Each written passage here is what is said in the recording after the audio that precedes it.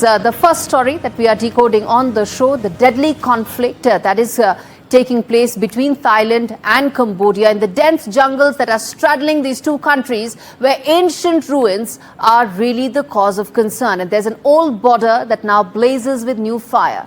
Families flee in panic, children crying, civilians now diving for cover as explosions echo across the countryside.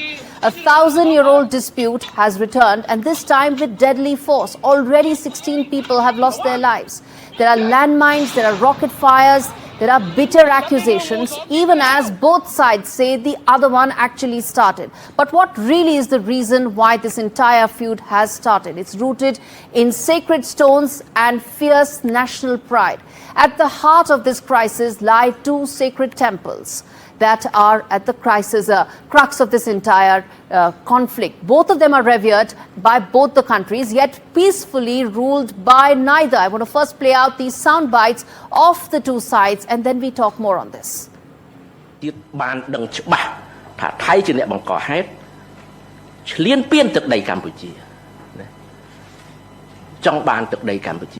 ซึ่งก็จะต้องใช้เรายังยืนยันหลักการว่าต้องใช้สันติวิธีไม่ใช้ความรุนแรงแล้วก็ต้องพยายามพูดคุยกันในการแก้ไขปัญหาแต่ว่าสิ่งที่เกิดขึ้นมันเป็นลักษณะที่มีการยั่วยุจากทางกัมพูชาตลอดนะครับ It seems the Thai jets launched airstrikes, Cambodian roads are bombed, civilians have perished, and diplomats have been expelled. And ASEAN remains silent. Well, ASEAN doesn't have much of a voice here, viewers. The International Court of Justice has also ruled on this border in 1962, reaffirmed it in 2013, but in the year 2025, it has carved its own bloody inscription in history as both armies clash across the 6 volatile zones, and civilians have been trapped between the gunfire and uncertainty that's caught in the battle, where neither side is now willing to relent. And in the shadow of these sacred temples, peace feels like a very distant, fading prayer.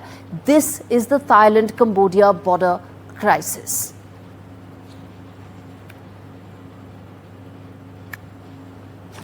All right, viewers, let's now talk about what is the timeline as far as this entire crisis is concerned. I told you this isn't new. This has been going on for over a century. Let me put that for you in terms of understanding why this is something that leads to such strong emotions on both sides. 1907 is when the first colonial map was actually drawn.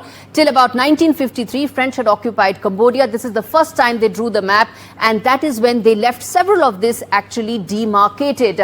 Next, the French map had actually placed these temples on the Cambodian side. In 1962, the ICJ had sided with Cambodia on this. This was just 9 years after French had vacated, and there was still a sense that a lot of this map had undemarcated territory very clearly. The reason why this feud is so intense on both sides. Next, 2008, 2011 is when the next set of very deadly set of clashes actually took place. But still not as intense as what we are seeing right now.